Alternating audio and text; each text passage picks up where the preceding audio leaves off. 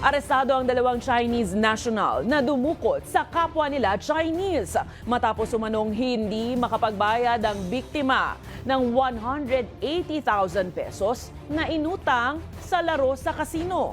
Halagang 1.8 million pesos naman ang hinihinging ransom money ng mga suspect.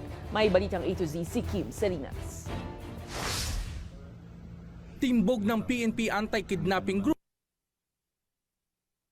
dakpin ng mga ito ang kapwa nila Chinese sa loob ng isang kilalang kasino sa Pasay City. Ito'y matapos hindi makapagbayad ang biktima sa inutang nitong 180,000 pesos para sa laro. Agad dinala ang biktima at ikinulong sa isa sa mga hotel sa nasabing lugar. Sa loob lamang ng isang araw, halos 10 beses ang inilaki ng halaga mula sa inutang at sa inihingi nilang ransom money sa pamilya ng biktima. Ang sinisingil nila 1.8 million. May mga taong gumagala dyan sa casino na nagpapautang ng pera sa mga players.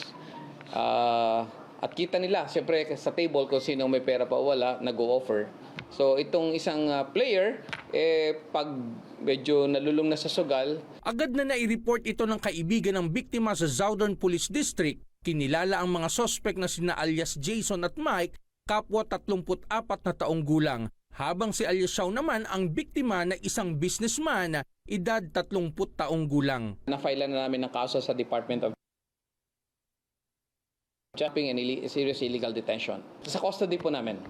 Nakadetain po ngayon. Sa tala ng PNP, 9 na ang naiulat na kaso ng kidnap o ransom incident sa mga Chinese na nasa Pilipinas mula Enero hanggang Mayo ngayong taon.